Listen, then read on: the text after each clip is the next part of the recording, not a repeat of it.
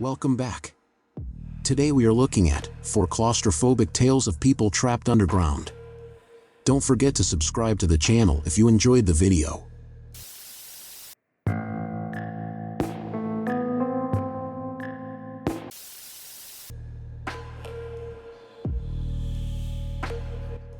On the evening of July 24, 2002, 18 miners were working the second shift in Somerset County, Pennsylvania's Q Creek mine.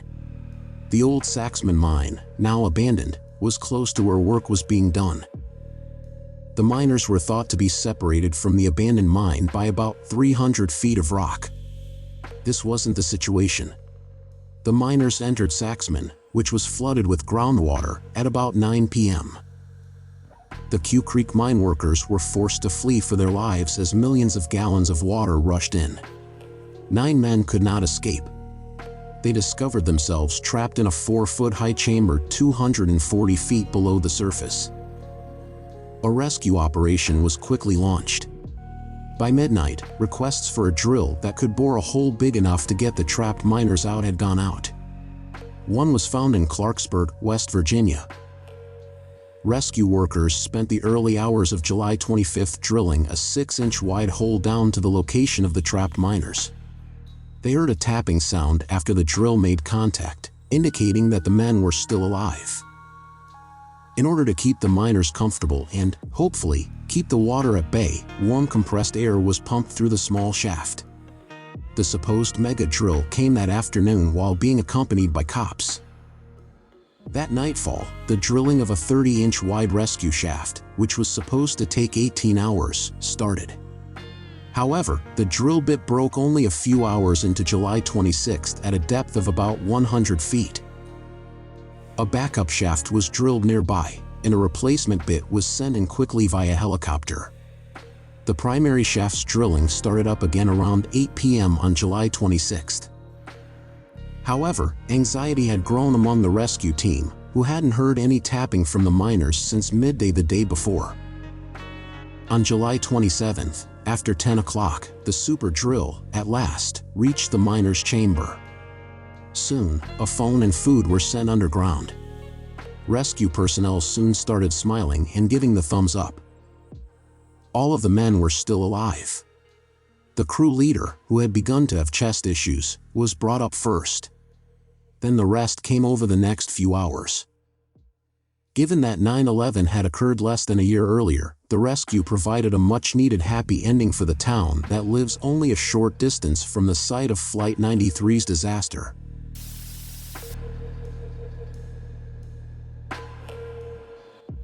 On January 13, 2019, Julian Rosello Garca, a 2-year-old Andalusian boy, fell 358 feet into a narrow pit in Totolin, in the province of Malaga. When Rosello was playing, his parents, Jose and Vicky, were enjoying a picnic on the property of their cousin's boyfriend. During that time, Rosello disappeared. Vicky was in the middle of calling her place of work, a burger joint, to let them know she wouldn't be coming in that day. Jose was preparing supper and gathering firewood when Rosello bolted. He fell into a 358-foot deep shaft with a diameter of 10 to 12 inches. The shaft had been drilled in December 2018 by an entrepreneur searching for groundwater without the permission of the authorities. Although the owner claimed to have covered the hole with rocks, it was not secured.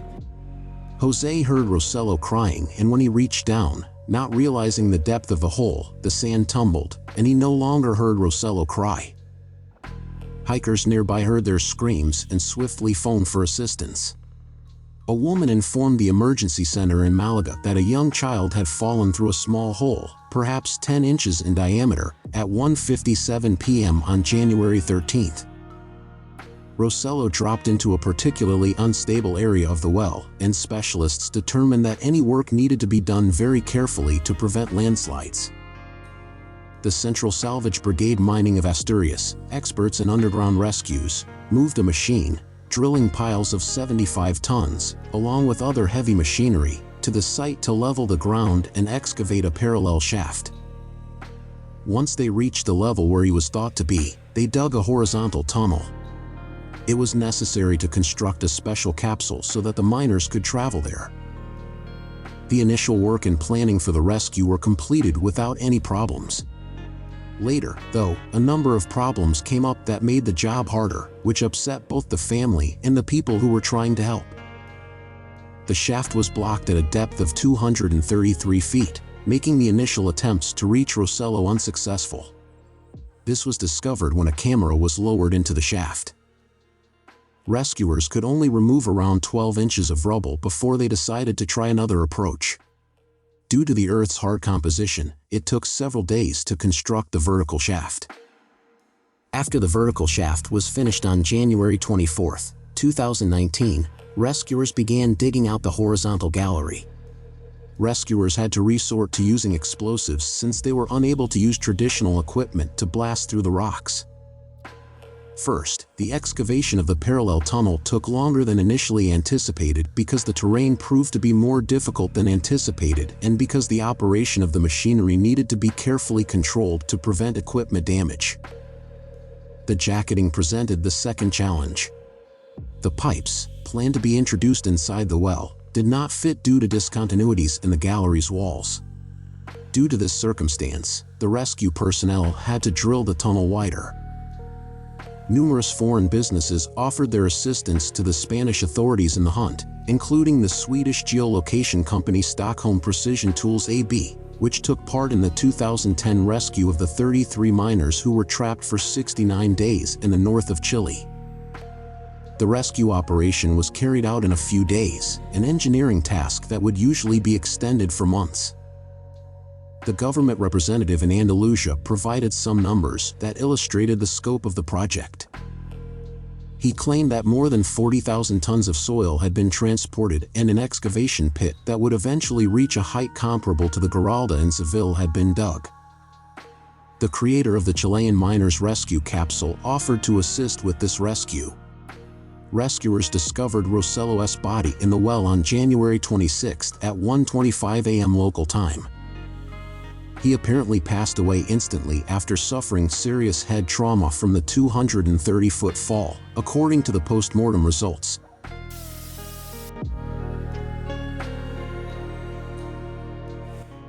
On the morning of October 14, 1987, Jessica McClure, then 18 months old, was playing with other kids in the backyard of the daycare her aunt ran in Midland, Texas. Jessica's mother, Sissy, was keeping an eye on the kids while momentarily entering the house to take a call. Jessica was stranded 22 feet below when she fell into an 8-inch wide well during that time.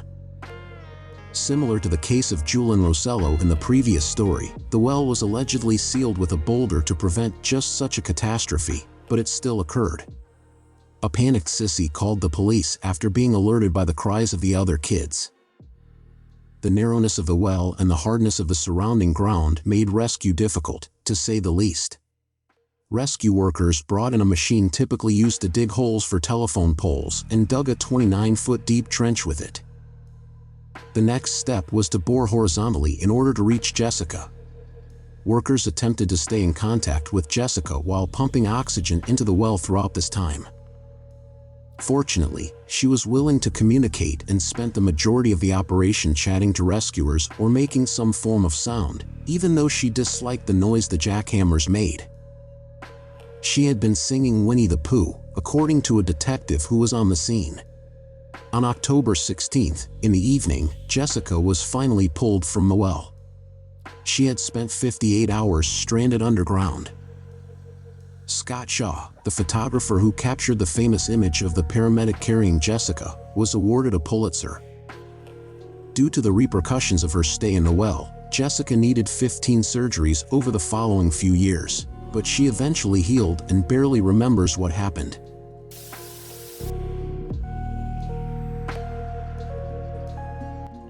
On December 27, 1975, a disaster struck the Chasnala Colliery, an Indian coal mine.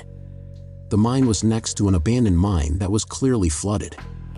Only a rock and coal barrier separated the operational coal mine from the old mine's reservoir. This barrier was shattered by an explosion at roughly 1:30 p.m., which allowed torrents of water and debris to enter the mine. The first response was disorganized, with reports of authorities running away, and the first water pumps being used being insufficient for the job at hand. Better pumps had to be brought in from the US, Poland, and Russia. Eventually, the first body was found 26 days after the explosion. The numbers on their helmets were often the only way to identify many of the others when they were eventually found. Many were never discovered. The mine housed between 372 and 380 people, depending on the source. Nobody made it. There are rumors that there were 130 contract laborers working that day, so the actual death toll may be higher. Following the disaster, it was revealed that there had been prior warnings that this type of flood may occur. These warnings were ignored. The Shaheed Smarak, a memorial for the victims, is still standing today.